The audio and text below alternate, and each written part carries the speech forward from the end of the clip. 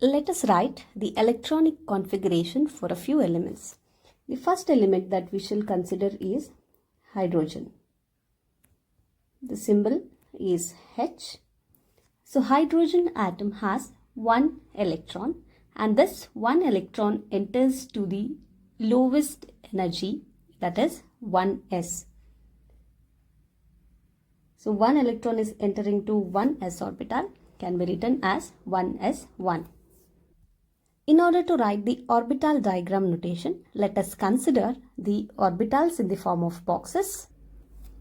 Let the first box represent 1s orbital. This is 2s, this is 2p.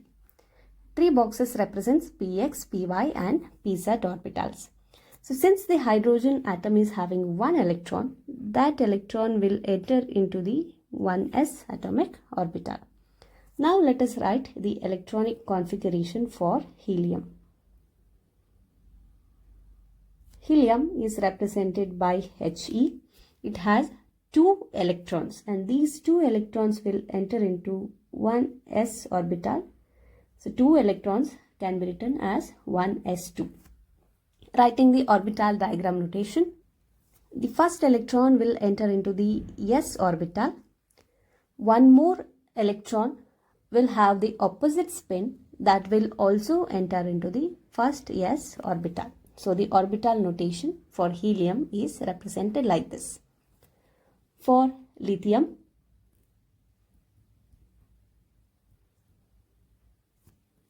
representation is Li. The atomic number is 3, which means that it has 3 electrons. So the first 2 electrons will enter into the lowest energy, it is 1s2, and the next electron will enter into the 2s orbital, so it is 2s1. Representing the same in the orbital diagram notation, one electron enters into the 1s orbital, one more electron enters into 1s orbital with the opposite spin. Moving to the next level, it is 2s. One more electron will enter into the 2s orbital. Since one orbital can accommodate a maximum of 2 electrons, the third electron of the lithium will go into the next orbital. So this 2s orbital can accommodate one more electron. Okay, that will be in case of beryllium. The symbol is Be. So the first notation we write it as 1s2, 2s2. Representing it in terms of orbital diagram, one electron is entering the first s orbital, one more electron is entering into the same orbital, so 2 electrons are filled. Next electron is going to the 2s orbital and one more electron is going to the 2s orbital. Now let us write it for boron with atomic number 5.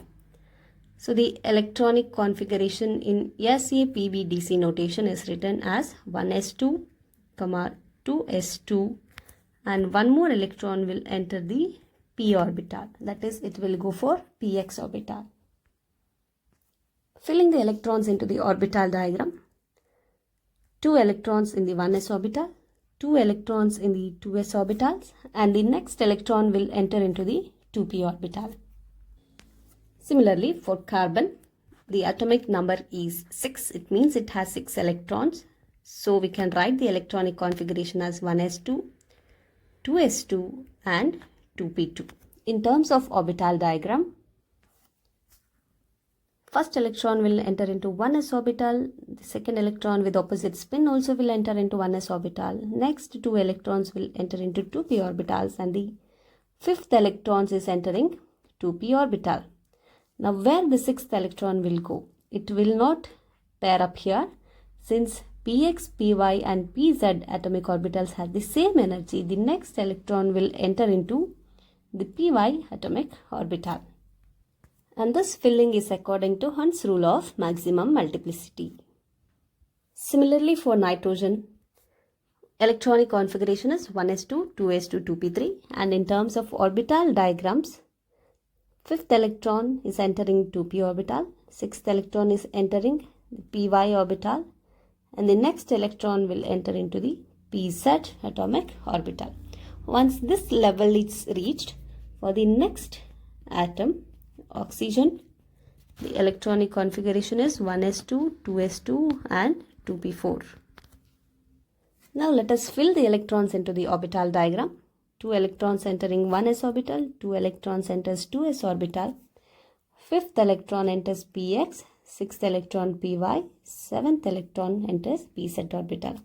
Now since the 2p orbitals are singly occupied, each p orbital is singly occupied, the next electron will pair with the one electron of the px atomic orbital.